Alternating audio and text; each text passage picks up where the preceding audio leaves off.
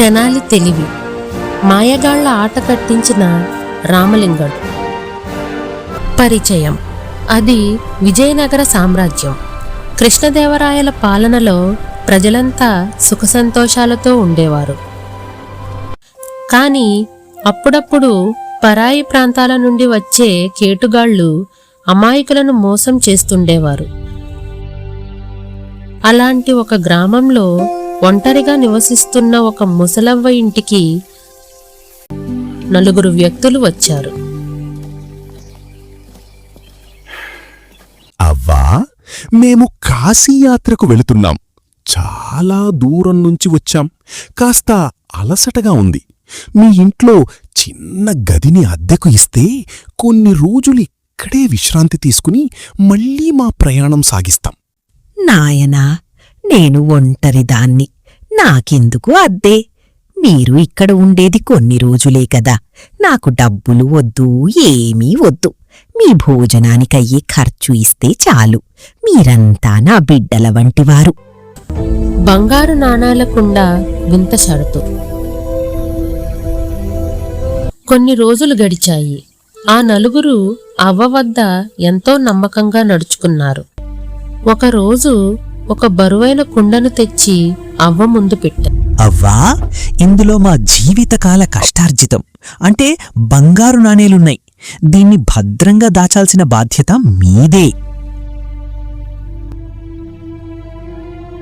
కాని ఒక్క షరతవ్వా, జాగ్రత్తగా విను.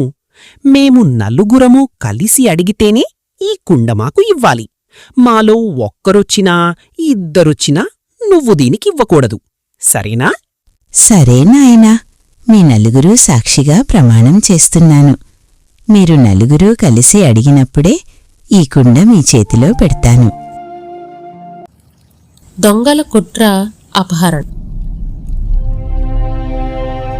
ఒకరోజు మధ్యాహ్నం ఆ 4 సంతకు వెళ్తుండగా దారిలో నోరూరించే తినుబండారాలు కనిపించాయి.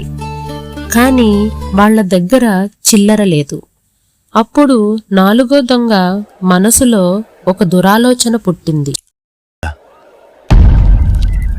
ఓరేయ్, నా దగ్గర ఒక ప్లాన్ ఉంది. మీరు ఇక్కడే ఉండండి. నేను వెళ్ళి అవ్వ దగ్గర నాణేలకుండా తీసుకొస్తాను. కాని అవ్వ మన 4 రమ్మంది కదా, తనిస్తుందా?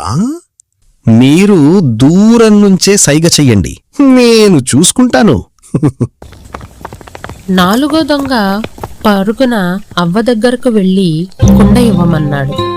అవ్వ అనుమానంతో గుమ్మం దగ్గరకు వచ్చి దూరంగా నిలబడ్డ మిగతా 3 చూసి కేకవేసింది.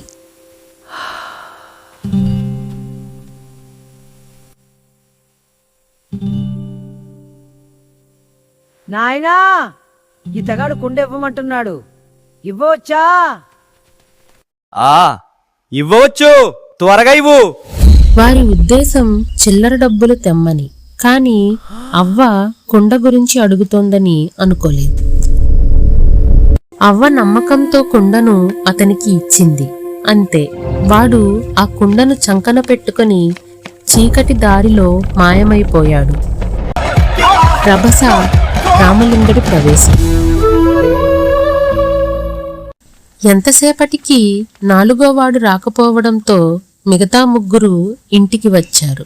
అవ్వా, వాడు రాలేదు. మా కుండెక్కడా? అదేంటి నాయనా, మీరే కదా ఇవ్వమని అరిచారు, అందుకే వాడికిచ్చేశాను. దొంగ ముసల్ది, మా కష్టార్జితం కాజేసి ఇప్పుడు అబద్ధాలాడుతున్నావా? మే 4 అడిగితేనే కుండ ఇవ్వాలి అన్నాం కదా. మా 3కే తెలియకుండా వాడికెందుకిచ్చావు? మా బంగారం మాకు కావాల్సిందే. దానికి ఆ 3 నానా రభసా చేశారు. ఆ గొడవకు ఊరంతా పోగయ్యింది. సరిగ్గా అదే సమయానికి అటుగా వెళ్తున్న తెనాలి రామలింగడు ఈ దృశ్యాన్ని గమనించాడు. ఆయనకు విషయం అర్థం కావడానికి ఎంతో సమయం పట్టలేదు. హే, ఆపండి మీ గోల. యవ్వ నాకు చిన్నప్పట్నుంచి తెలుసు. ఆమె మహాసాధ్వి, ఎవ్వరి రూపాయి కూడా ఆశించదు. మీరెవరో మాకు తెలియదు కాని న్యాయం చెప్పండి. మా నలుగురి సాక్షిగా ఇస్తానని ప్రమాణం చేసి ఇప్పుడు ఒకడికే ఇచ్చి తప్పించుకుంటోంది. ఆగండి, ఇప్పుడు అర్థమైంది. అవ్వ చేసిన ప్రమాణం తప్పింది అంటే కుండ ఇప్పటికీ అవ్వ బాధ్యతలోనే ఉన్నట్లు లెక్క. కాబట్టి కుండ అవ్వ దగ్గరే ఉంది.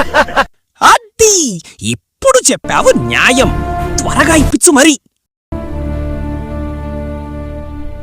రామలింగయ్య, నువ్వు కూడా ఇలా అంటావేంటయ్యా?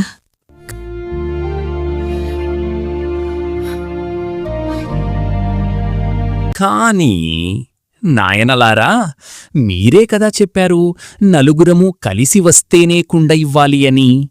ఇప్పుడు మీరు ముగ్గురే ఉన్నారు. మీ నాలుగో మిత్రుడెక్కడా?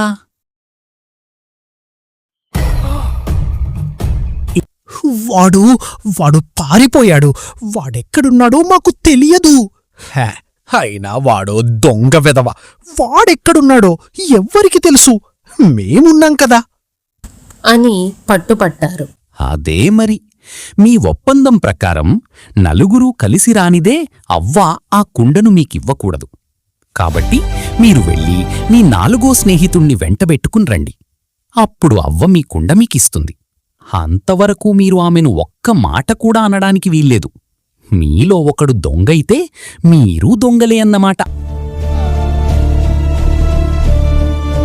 ముగింపు. రామలింగడి తర్కానికి ఆ దొంగల నోళ్లు మూతపడ్డాయి. నలుగురూ కలిసి వస్తేనే కుండ ఇవ్వాలి అన్న తమ షరతే తమకు ఉరితాడుగా మారింది. వారు పారిపోవడానికి ప్రయత్నించగా అక్కడే ఉన్న భటులు వారిని బంధించారు. రామలింగడు తన తెలివితేటలతో పారిపోయిన నాలుగో దొంగను కూడా పట్టుకునేలా చేసి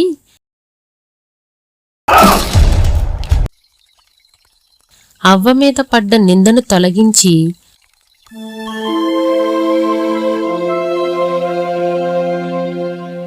ఆ బంగారాన్ని రాజధాని ఖజానాకు చేర్చాడు. రామలింగయ్య, నీ తెలివితేటలే నన్ను ఈరోజు కాపాడాయి నాయనా. అవ్వా, మోసం ఎప్పుడూ తన స్వంత ఊబిలోనే చిక్కుకుంటుంది. ఇక భయం వద్దు.